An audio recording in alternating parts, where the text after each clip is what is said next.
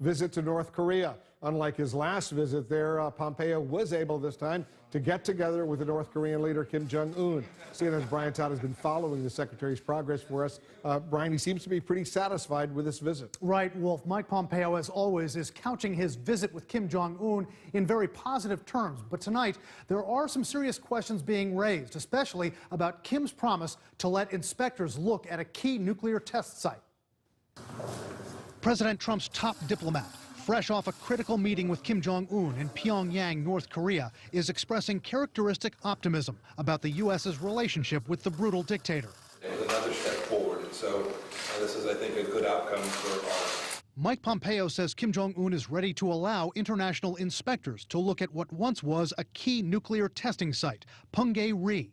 This is where Kim's regime conducted at least 6 nuclear bomb tests, including its most powerful blast in September of last year, a test of a hydrogen bomb many times stronger than the one the U.S. dropped on Hiroshima.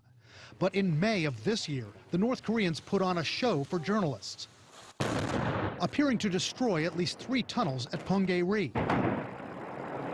Days later, U.S. intelligence officials told CNN that's all it appeared to be, a show. Intelligence and arms control officials said those blasts may have been too small to really collapse any tunnels, that portions of the tunnel complex could have remained usable.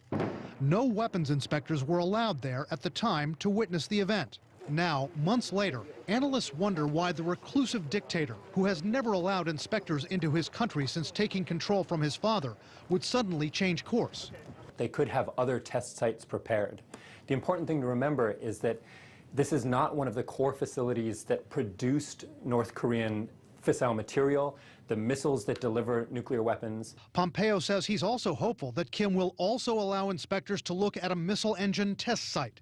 But analysts say there's a lot that the regime is still hiding.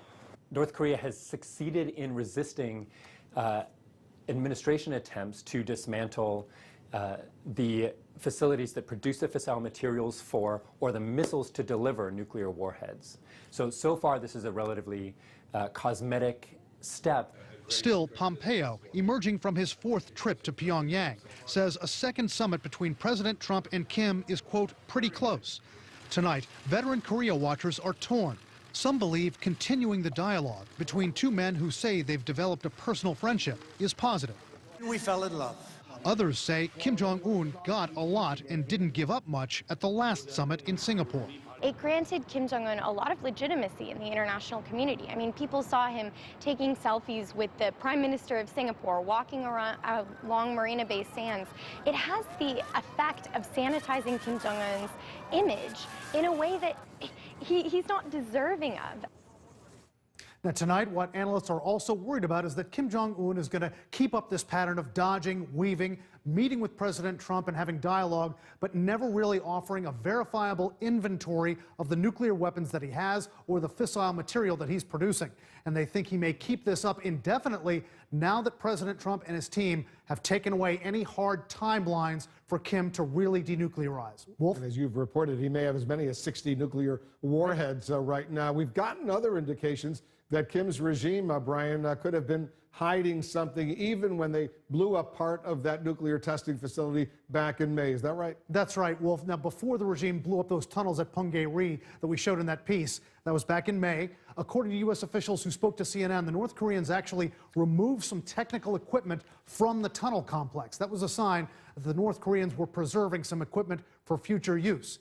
We can get ready for more, dodge and weave games like that in the months ahead. All right, Brian, thank you. Brian Todd reporting. Coming up, that's President